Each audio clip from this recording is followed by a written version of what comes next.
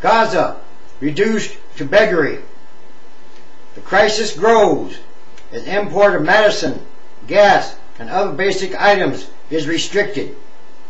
Gaza City. The batteries are the size of a button on a man's shirt. Small silvery dots that power hearing aids for several hundred Palestinian students. Now the batteries, marketed by Radio Shack, are all but used up. The few that are left are losing power rapidly, turning voices into unintelligible echoes in the ears of the 21st grade students. The Israeli government is increasingly restricting the import into the Gaza Strip of batteries, drugs, antibiotics, tobacco, coffee, gasoline, diesel fuel, and other basic items, including chocolate and compressed air to make soft drinks. This punishing seal has reduced Gaza, a territory of almost 1.5 million people, to beggar status, unable to maintain an effective public health system, administer public schools, or preserve the traditional pleasures of everyday life by the sea. Essentially, it's the ordinary people caught up in the conflict, paying the price for this political failure, said John Ging, director of the UN Relief and Works Agency in Gaza, which serves the majority refugee population. The humanitarian situation is atrocious, and it is easy to understand why. 1.2 million Gazans now rely on UN food aid, 80,000 people who have lost jobs and the dignity of work, and the list goes on.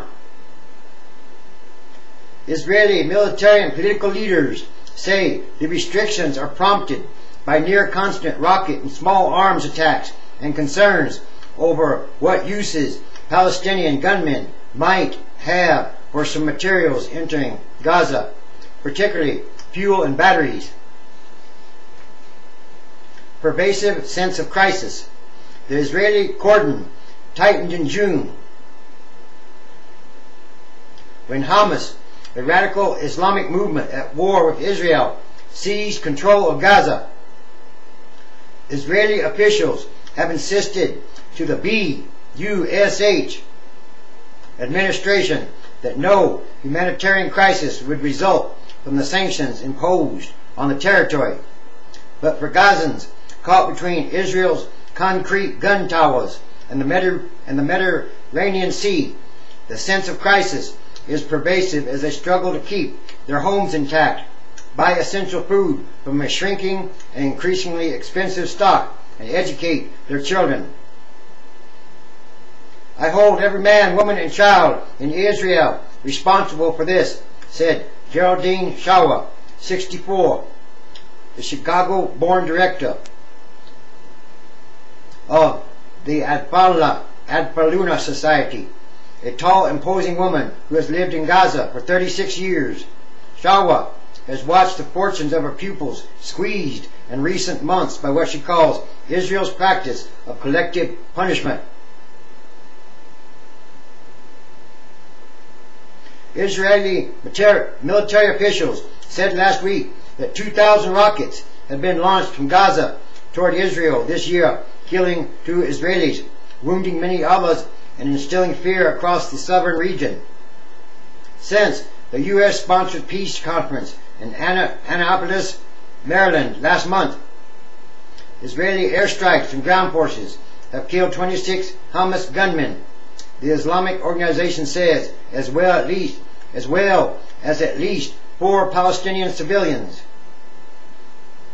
Hamas's military wing is not behind most of the rocket attacks, which smaller armed groups generally assert responsibility.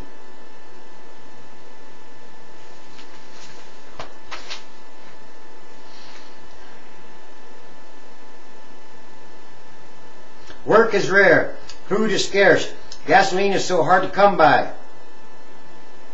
It's bad. and getting worse. Israel delivers electricity to Gaza that provides roughly 60% of the territory's energy. An Israeli Supreme Court decision is expected any day now on whether the supply can be reduced as punishment for the rocket fire from Gaza, which Israel evacuated in the fall of 2005 after nearly 4 decades of military occupation.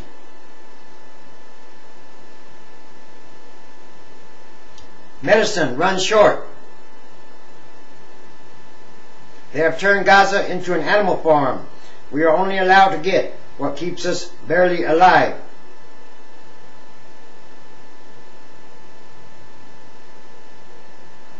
This is bad news. What are you going to do with those 1.5 million people? Whatever the number be. Is it just going to keep getting worse? What does that create? More tension? More bad feelings? That future does not look good that way. These are more signs for the last days. And yes, there are many of them. Multitudes of them. Period.